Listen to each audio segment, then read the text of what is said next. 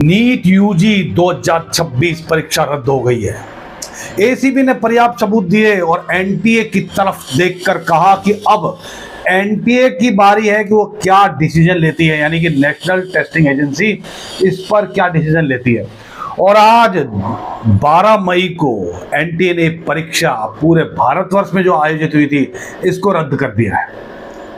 इसमें खास बात यह है कि जो है इसमें धांधली हुई, डमी कैंडिडेट बैठे, परीक्षा पेपर को देरी से दिया गया, उनके नंबर बढ़ाए गए, कई तरह की इसमें धांधलियां हुई। लेकिन सबसे बड़ी बात यह है कि सरकार चाहे किसी की भी हो, कोई भी पार्टी हो, यहां पर जो स्टूडेंट है वो सफर कर रहे हैं।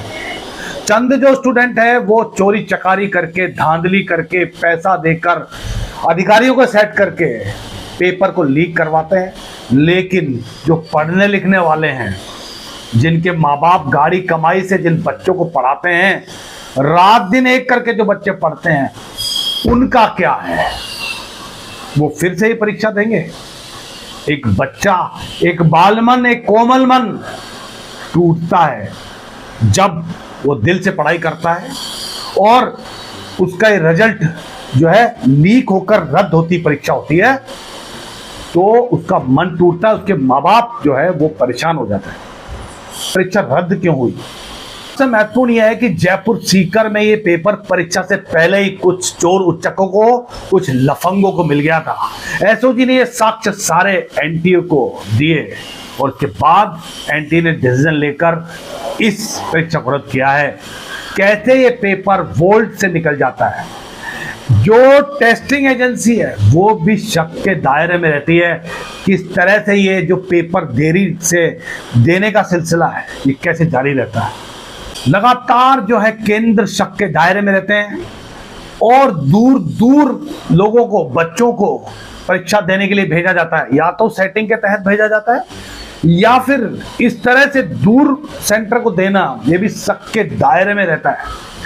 फिर जब एग्जाम का दिन आता है तो पेपर को देरी से देते हैं और उस देरी से देने की वजह से उन बच्चों को बोनस अंक देते हैं। ये बड़ी धांधली के रूप में देखा जाता है। हालांकि परीक्षा केंद्र पे जब बच्चे जाते हैं तो ड्रेस कोड को लेकर भी बवाल होते हैं। कुछ बच्चों को जो है किसी भी ड्रेस कोड में अलाउ करते हैं और कुछ के जो है बटन तक तोड़ते हैं, तो कुछ एक्स्ट्रा जो फीस वगैरह लगी रहती है उसको भी फाड़ते हैं, करते हैं। लेकिन जो पेपर लीक होता है उसकी तरफ किसी का ध्यान नहीं है। कपड़ों के ऊपर, बटन के ऊपर, चेन्स के ऊपर कई तरह के ध्यान जाते हैं, लेकिन ये जो वोल्ट से पेपर लीक होता है ये बड़ा विषय है। और तो और ये डमी छात्रों का जो मायाजाल है, ये इससे सरकार निपट नहीं पा रही है। कुछ बच्चों की जगह डमी कैंडिडेट बैठते हैं और परीक्षा में धांधली करके पास करवा देते हैं। ऐसे बच्चे पास होकर जब आगे जाएंगे, देश को क्या निहाल करेंगे? भ्रष्टाचारी फैलाएंगे।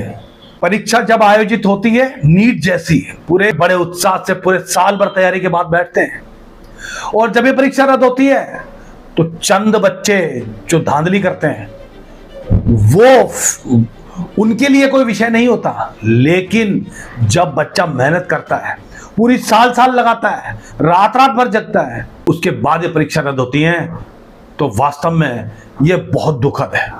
हम परीक्षा रद्द के खिलाफ नहीं है, बिल्कुल खिलाफ नहीं है। धांधली हुई है तो परीक्षा रद्द होनी चाहिए। लेकिन जो नेताओं के वादे हैं, बड़ी बड़ी पार्टियों के बड़े बड़े वादे हैं कि कोई पेपर लीक नहीं होगा, फिर पेपर लीक होता है, फिर परीक्षा रद्द होती है। इस तरह से देश का भविष्य बनाएंगे आप? और जो बच्चा इस प्रोसेस से गुजर गया, जो इस धांधली के और इस पेपर लीक के प्रोसेस को गुजर गया, इसकी धांधली को झेल गया, क्या वो बच्चा कुंठित नहीं होगा? क्या वो बच्चा दुखी नहीं होगा? और फिर आगे जाकर वो भ्रष्टाचार नहीं करेगा? करेगा। सरकार को बहुत ध्यान देने की आवश्यकता है। बड़े बड़े वादे करते हैं, पूरे देश में घूमते हैं, वोट मांगते हैं, और जब परीक्षा की और रिजल्ट की बारी आती है तो लीक, पेपर लीक, और ये ऊपर से रद्द, परीक्षा रद्द। सोचने का विषय है। आप इस पे क्या सोचते हैं हमें कमेंट करके जरूर बताइएगा। और हम जिन बच्चों ने मेहनत की है, रात भर जगे हैं, उनके लिए हमारे समाचार चैनल की तरफ से संवेदनाएं हैं। और हम चाहेंगे कि आगे जो है सरकारें इन पेपर्स को बहुत ध्यान से करवाएं, लीक ना करवाएं। जय हिंद, वंदे मातरम।